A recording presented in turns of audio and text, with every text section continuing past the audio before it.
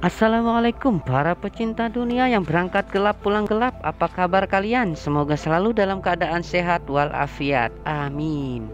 Kembali lagi dengan saya di channel Arsana 12. Kali ini saya ingin menceritakan sebuah alur cerita film yang berjudul Army of Thieves.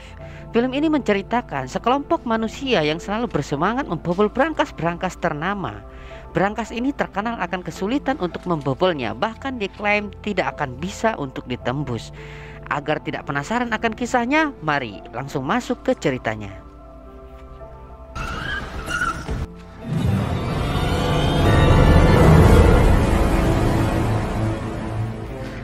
Di awal kisah terlihat seorang pemuda bernama Bastian yang sedang merintis channel YouTube. Konten yang ia buat merupakan konten narasi yang menceritakan kemampuan seseorang pembuat brankas yang sangat sulit untuk ditembus. Karena jika brankas itu dibuka dengan sedikit kekerasan atau tidak sesuai dengan aturan, secara otomatis brankas itu akan semakin terkunci selamanya. Bahkan paling buruknya brankas itu dapat membakar dari isi brankas tersebut. Di dalam kisah YouTube-nya, Bastian menceritakan seseorang ahli brankas bernama Hans selama hidupnya membuat 4 brankas. Namun brankas yang terakhir itu menjadi brankas peristirahatannya karena Hans masuk ke dalam brankas itu dan tidak ada yang bisa membuka. Yang akhirnya brankas itu dibuang ke dasar laut bersama dengan tubuh Hans di dalam brankas itu. The safe that Wagner died in was never opened. It served as his tomb and was dropped into the... Ketiga brankas lainnya masih digunakan sampai sekarang kecuali suatu brankas yang masih tidak diketahui keberadaannya. Di channel YouTube-nya, Bastian menjadikan ahli bobol brankas sebagai identitasnya. Namun kita melihat channel Bastian ini sangatlah sepi pengunjung, bahkan tidak ada yang menonton sama sekali.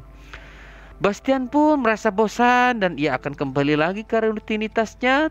Terlihat di sini Bastian merupakan karyawan bank. Einen schönen guten Tag. Wie kann ich Ihnen helfen? Di saat bekerja, Bastian melihat berita zombie yang sedang melanda kota. Berselang dari itu, Bastian kembali memantau channel YouTube-nya dan Bastian begitu terkejut karena Bastian melihat ada satu komentar masuk.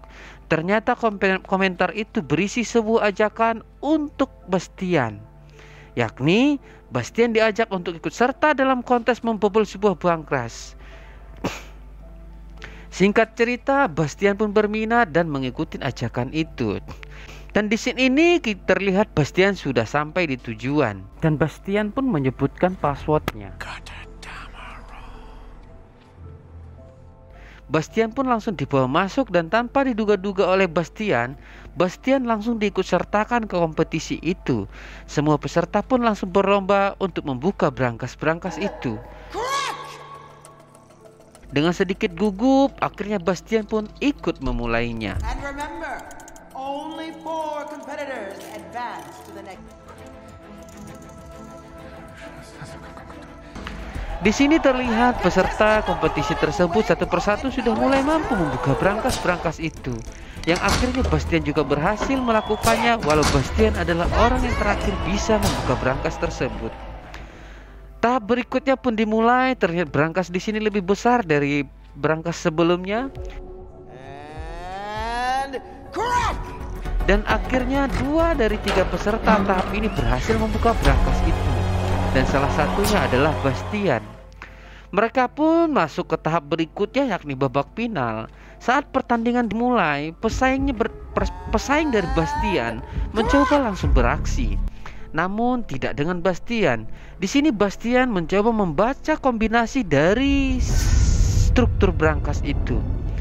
Dan sikap Bastian ini malah membuat lawannya tidak fokus. Di saat waktu menyisakan 30 detik, Bastian mulai beraksi yang akhirnya Bastian mampu membuka brankas itu dan menjadi pemenang dalam kompetisi itu.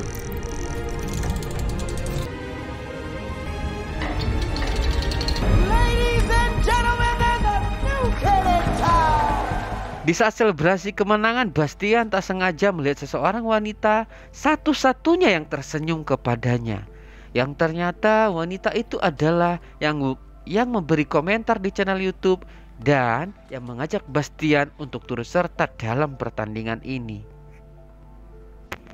Keesokan harinya Bastian masih melakukan hari-hari seperti biasanya. Di saat Bastian mampir ke warung kopi langganannya, tiba-tiba Bastian dikejutkan seorang wanita yang dia lihat tersenyum di hari kompetisi itu.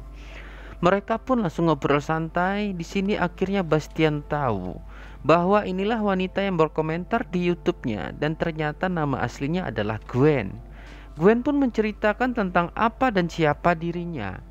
Gwen mengatakan bahwa dia adalah seorang buronan internasional dan Gwen adalah pencuri handal sejak usia 16 tahun. Gwen mengatakan bahwa ia sangat mengetahui kegiatan Bastian selama ini. Bastian pun meragukannya, namun seketika Bastian langsung percaya. And that man 3 tables to my right. This is his... Karena semua keraguan Bastian itu hilang ketika Gwen ternyata sudah mencuri barang-barang berharga orang yang ada di warung itu tanpa diketahui yang punya, tanpa diketahui pemiliknya. Ternyata di sini Gwen bertujuan ingin merekrut Bastian untuk bergabung dengan tim mereka. Sebagai manusia normal, sontak Bastian pun langsung menolaknya karena dia merasa bukanlah seorang kriminal. Namun karena Gwen mengatakan tujuan mereka adalah ingin membobol brankas yang sangat terkenal, yakni brankas-brankas yang pernah dibahas Bastian dalam channel YouTube-nya, yaitu brankas ciptaan dari Master Hans. Sontak jiwa kriminal Bastian pun tumbuh. Shit. Yes.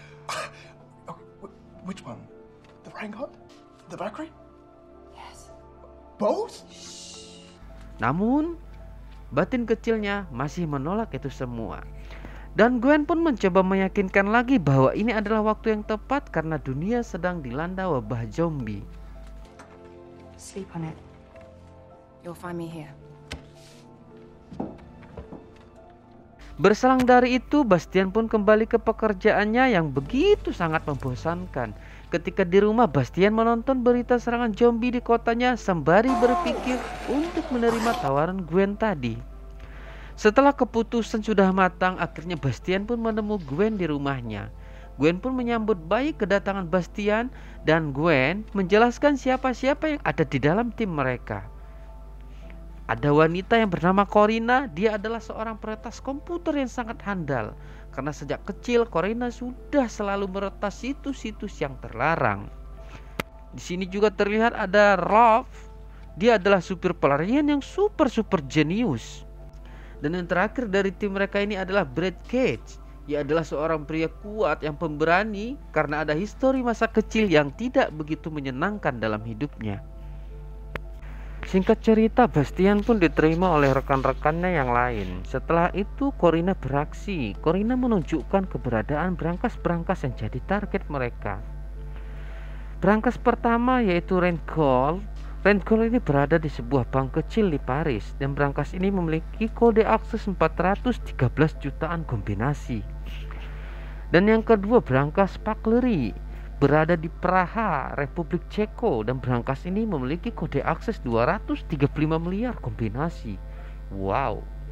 Dan yang terakhir itu adalah brankas Siegfried, berada di sebuah kasino San Moritz, yaitu Swiss, dengan 72 triliunan kombinasi. Luar biasa rumitnya ini. Dan semua brankas ini dimiliki seorang pria Jepang yang terkenal akan kekejamannya, yaitu Bligh Tanaka. Mereka pun langsung berangkat ke Paris untuk membobol brankas Rentgol. Sebagai pemain pemula, Bastian terlihat terkena serangan panik. Gwen pun di sini bertugas untuk menenangkannya, dan akhirnya Bastian pun sudah mulai tenang. Akhirnya rencana pun dijalankan. Di sini Bastian diminta untuk masuk ke bank dan langsung saja menuju toilet. Karena hal itu sudah jadi kebiasaan orang numpang ke toilet di bank itu. Setelah itu Gwen datang menyusul dan mencoba mengambil kunci dari penjaga pintu. Sesampai di dalam, Gwen meminta izin untuk ke ruangan penyimpanan dan meminta izin akses dengan identitas yang palsu yang sudah disiapkan. Already set up under a fake name. Rencana berikutnya, Corina masuk sebagai orang yang mengalihkan perhatian Taylor yang ikut ke ruangan penyimpanan tadi. Gwen pun dengan gerak cepat menjemput Bastian menuju brankas. Mereka pun sampai di tempat brankas itu dan Bastian langsung pemanasan untuk meretas brankas itu. Dan dengan kemampuannya, Bastian pun mampu melakukan itu semua dan mereka mengambil beberapa uang dari brankas itu.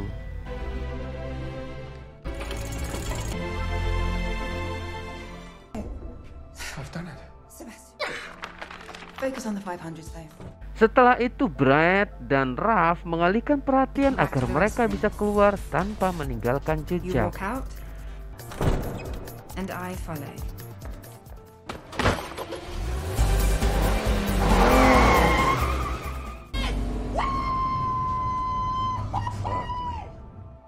Berpindah ke markas Interpol Prancis, di sini terlihat mereka sedang menganalisa perampokan itu. Dan mari perkenalkan, ini adalah Delacroix. Dia adalah ketua badan Interpol itu. Di sini dia menjelaskan secara singkat kisah Hans, pencipta brankas legendaris itu yang menciptakan 4 brankas dalam karirnya. Brankas pertama pagi ini dirampok dan besar kemungkinan brankas berikutnya akan jadi target. Delacroix melihat pelakunya masih sama, yaitu Gwen dan komplotannya. Delacroix sebenarnya pernah hampir meringkus mereka, namun Brad Cage datang menembaknya. Dan kali ini Delacroix sangat berambisi ingin meringkus mereka karena dendam atas tembakan Brad Cage di masa lalu. You shot him?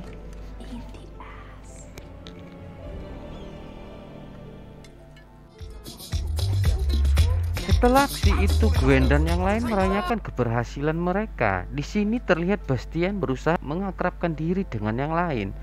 Setelah itu Corena mengajak Bastian untuk berdansa, namun Bastian terlihat menginginkan Gwen. Good luck with that. Namun di saat itu Gwen berdansa dengan Brad. Corena pun menceritakan bahwa Gwen dan Brad sudah lama berpacaran. Berselang dari itu, Bastian menemui Gwen di kamarnya dan di sini Gwen terlihat sedang sedih karena ada sedikit cekcok dengan Brad. Bastian pun membuka pembicaraan dengan menceritakan masa kecilnya yang sangat berbeda dengan anak-anak yang lainnya. Karena Bastian sedari kecil sudah hobi membuka brankas, walaupun itu hanya sebatas dari latihan. Gwen pun bercerita bahwa sebenarnya Gwen adalah anak orang yang kaya raya yang hidupnya sangat monoton. Karena itulah Gwen mencari kegiatan yang menurutnya sangat beradrenalin. Itulah sebabnya Gwen mencoba mencuri dan akhirnya bertemu dengan Brad yang akhirnya mereka jadi buronan internasional. Di sisi lain rumah terlihat Brad bercerita dengan Rolf. Di sini terlihat Brad merasa cemburu dengan Bastian yang sedang berbicara lama berduaan dengan Gwen. Kembali ke Gwen, Gwen mengutarakan niatnya atas keinginan yang lama terpendam bahwa dia sangat ingin pergi ke Nevada, Amerika. Karena rumornya beredar bahwa di sana adalah tempat brankas Guter Gamerung yang sudah lama hilang, yang belum pernah ada mengetahui jejaknya. Berselang dari itu, mereka pun beraksi kembali, yaitu memburu brankas yang berada di Praha, Republik Ceko. Di lain tempat, Interpol juga sudah bersiap di posisi untuk memantau sekaligus meringkus mereka. Berpindah ke Bastian, di sini terlihat Bastian seperti biasa masih merasa gugup dan lagi-lagi Gwen menenangkannya yang akhirnya Bastian siap beraksi. Rencana pun dijalankan. Bastian diminta masuk ke bank tempat brankas itu dengan menggunakan kartu anggota yang disiapkan oleh Corina. Dan Bastian pun mampu melakukannya. Lanjut, Bastian pergi menaiki lift menuju lantai sesuai instruksi Corina, dan Gwen pun pergi ke lantai yang lain. Di sini Bastian diminta Corina untuk bertindak seolah-olah membuka pintu dengan kunci agar tidak dicurigai oleh pengawas. Yang akhirnya Bastian bertemu dengan Gwen di titik pertemuan. Di sini Bastian terlihat sangat canggung dengan Gwen dan tiba-tiba Bastian menanyakan soal hubungan Gwen dengan Brad. Dan di saat berbincang-bincang, tiba-tiba lift terbuka. Di sini ada petugas bank itu dan tanpa basa-basi, Gwen langsung beraksi.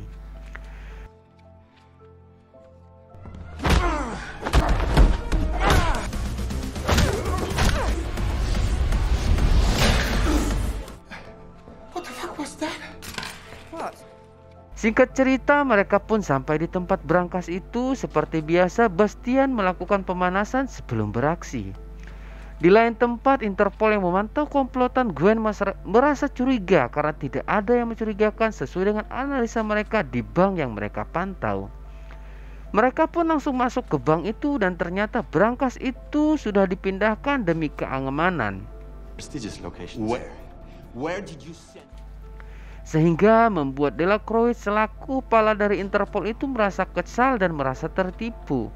Kembali ke bank penyimpan brankas, di sini petugas CCTV sudah menyadari bahwa ada penyusup di bank mereka dan mereka pun menyalakan alarm bahaya. Dan secara otomatis Brad pun langsung beraksi bergerak dengan menjalankan rencana B yang sudah lama disusun.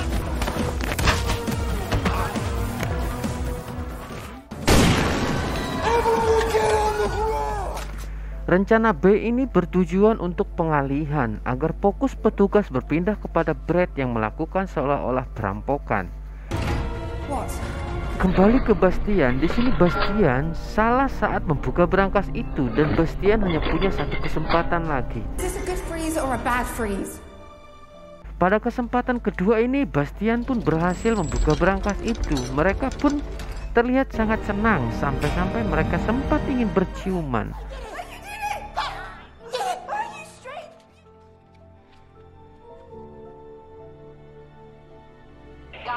Namun aksi ciuman itu digagalkan oleh Corina, di mana Corina memperingatkan karena mereka tidak punya banyak waktu.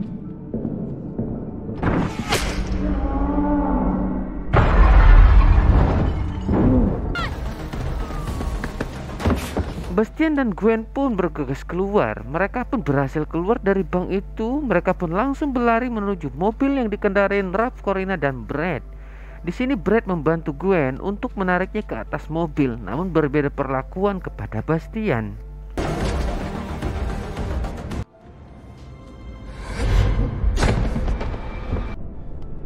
Bastian ditinggalkan, dan mau tidak mau Bastian melarikan diri dari kejaran para Interpol yang sudah menyadari tempat peretasan brankas itu. Singkat cerita, Bastian pun berhasil meloloskan diri. Dengan raut wajah sedih, Bastian menyesalkan perbuatan rekan-rekannya. Berpindah ke Gwen, di sini Gwen terlihat marah kepada Brad karena melepaskan dan meninggalkan Bastian di tengah jalan. Ketidaksepahaman ini menimbulkan cekcok yang menyebabkan Gwen meminta diturunkan saja di jalan itu. Stop the van.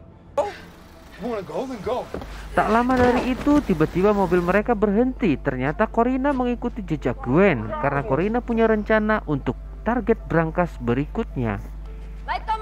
Berpindah ke Bastian, dengan wajah lesu, Bastian pun pulang ke rumahnya. Ternyata Gwen dan Corina sudah lebih dulu sampai di rumah Bastian. Dan mereka pun mengejutkan Bastian. Di sini Gwen pun meminta maaf kepada Bastian. Pada awalnya Bastian tidak peduli. Namun ketika dirayu untuk peretasan brankas selanjutnya, Bastian pun mulai luluh yang akhirnya memutuskan ikut bergabung. Berpindah ke Delacroix, di sini dia iseng-iseng buka YouTube.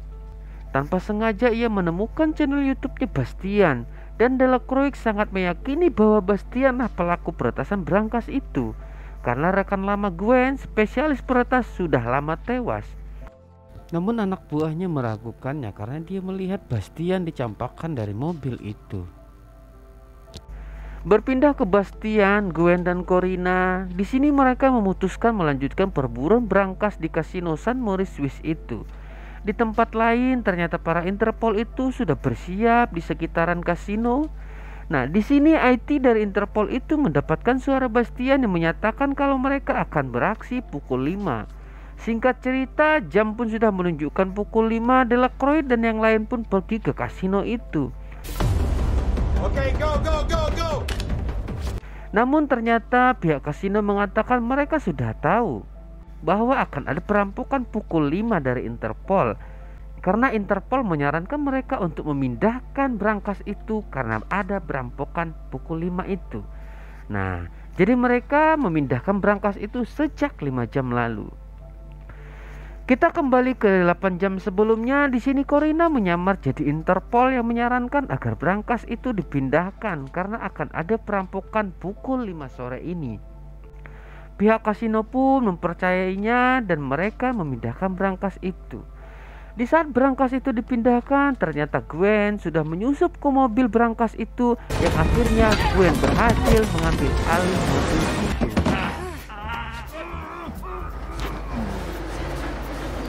Setelah mendapatkan brankas itu, selanjutnya Bastian pun beraksi. Seperti biasa, Bastian pemanasan sembari membaca kombinasi dari brankas itu.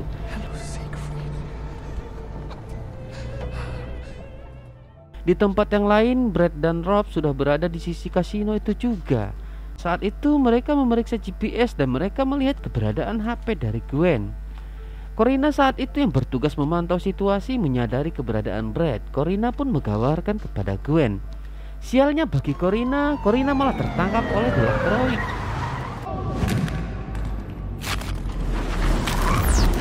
Dan Brad pun bertugas mengejar Gwen dan Bastian. Kembali ke Corina, di sini Corina diinterogasi oleh Interpol yang awalnya Corina dengan tenang menghadapi itu semua. Namun karena Corina diancam akan keselamatan adiknya, akhirnya Corina pun memberikan satu informasi kepada Interpol itu.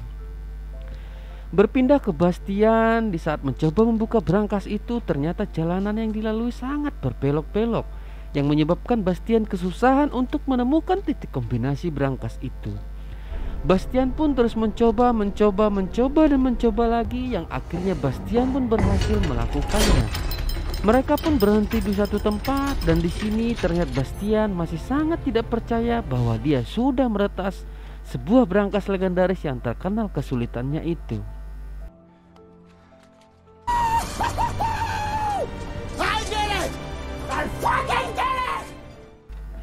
Tak berselang lama dari itu, Brad pun sudah sampai di sana dan Brad langsung menodongkan pistolnya kepada Gwen dan Bastian.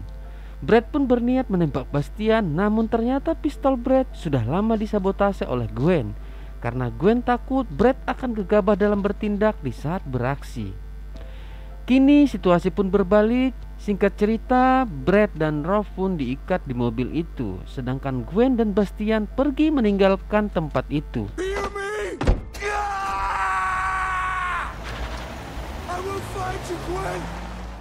Tak berselang lama, pihak Interpol pun sudah sampai di sana dan mereka menemui Brad dan Rob sudah dalam kondisi terikat. Di saat bersamaan, Gwen dan Bastian ternyata pergi menuju sebuah dermaga. Dan di sini Bastian memberanikan diri mengungkapkan perasaannya dan Gwen pun membalas dari perasaan Bastian itu. Di saat Bastian dan Gwen ingin berangkat meninggalkan dermaga itu, tiba-tiba Delacroix sudah tiba di sana. Yang akhirnya Delacroix dan Gwen saling menodongkan senjata. Awalnya Gwen mencoba bernegosiasi dengan Delacroix dengan menawarkan setengah dari uang rampokan itu.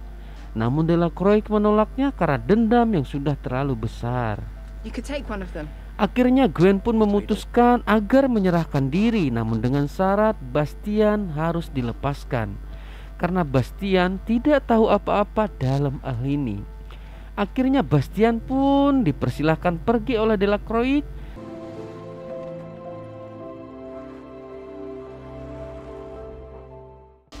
Di perjalanan, Bastian pun membuka tas dan dia menemukan bahwa Gwen sudah mempersiapkan paspor mereka bertiga, Bastian, Corina, dan Gwen.